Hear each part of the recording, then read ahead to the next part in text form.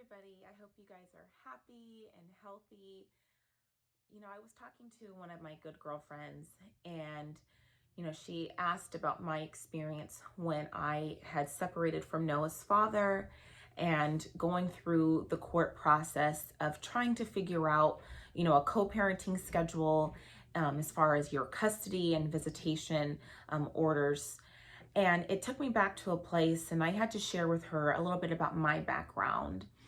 And for those of you who don't know, I separated from my son's father when my son was 5 months old.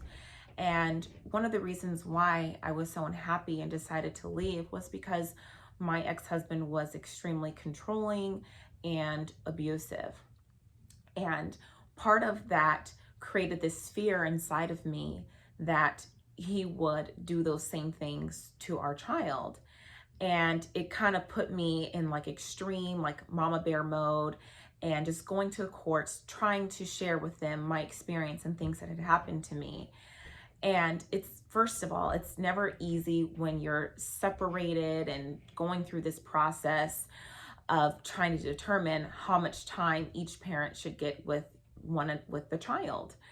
And it was especially difficult because when you're going back and forth to the courts, and your case could get continued, leaving you guys in a temporary visitation or custody agreement that you are not happy with, and ultimately it's not the best thing for the child. And the court had ordered that we go to co-parenting classes, which honestly I think was one of the best things that I could have done, because I learned a lot.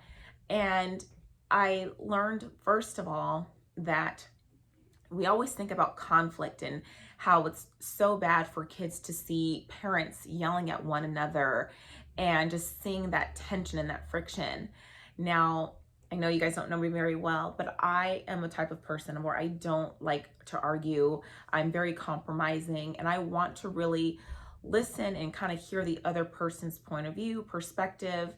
And when when my son was in this situation, when you're thinking about your child and what it's doing to them, my ex-husband and we would not communicate during the exchanges.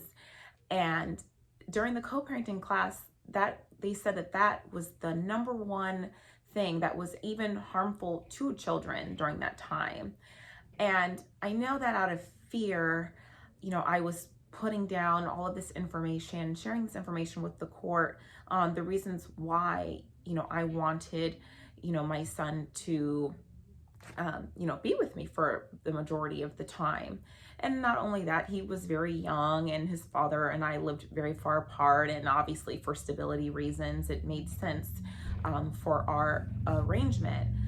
But after going back and forth to courts, I'm embarrassed to say, for about 7 years, on and off, it kind of hit me. And this epitome that I had was that, what? I just have to put my faith and my trust in God that He will not let anything bad happen to Noah. And, with all of these people who are around, I just kept thinking to myself, what? It is okay.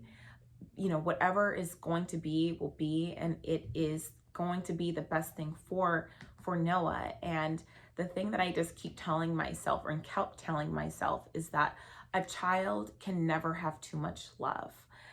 So as I was sharing this with one of my friends, it was to help, hopefully in hopes to help, that knowing that her child was loved and cared for, that it would make this change and this transition a little bit smoother during this stressful time.